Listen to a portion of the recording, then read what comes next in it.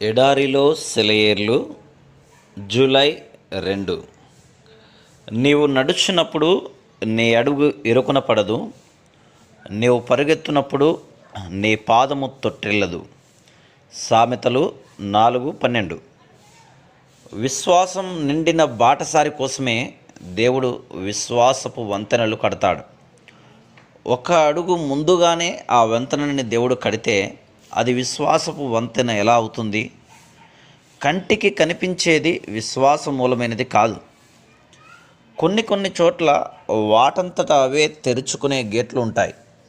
ఎవరైనా ఆ గేటును సమీపిస్తూ ఉన్నప్పుడు అది రోడ్డుకు అడ్డంగా, నిటారుగా, మొండిగా, నిశ్చలంగా నిలబడి ఉంటుంది.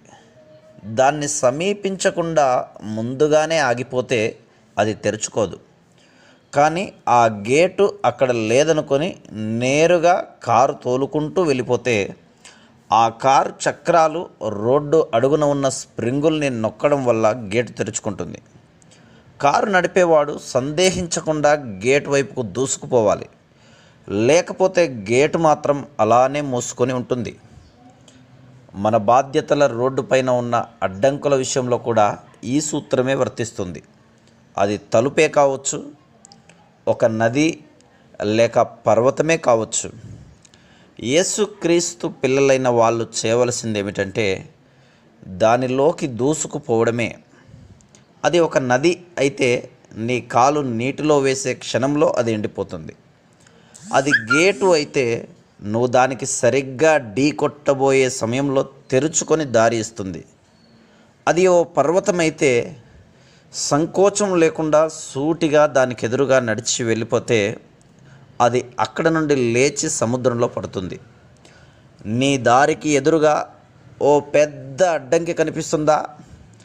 దేవుని పేరట దాన్ని సూటిగా ఎదుర్కో, అది అక్కడ నుండి మాయమవుతుంది.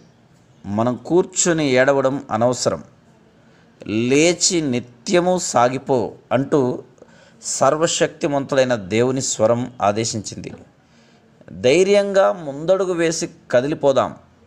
చీకటి రాత్రైనా, అడుగు ఎక్కడ వేస్తున్నామో తెలియకపోయినా మనం ముందుకి సాగుతుండగా దారి దానంతట అదే తెరుచుకుంటూ పోతుంది. సందేహించవద్దు.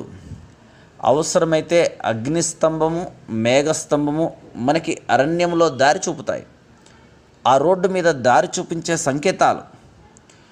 దారి ప్రక్కన విశ్రాంతి గృహాలు ఉన్నాయి. మన ప్రయాణంలో ప్రతి మజిలీలోనూ మనకి ఆహారం, బట్టలు, ఆదరించే స్నేహితులు దొరుకుతారు.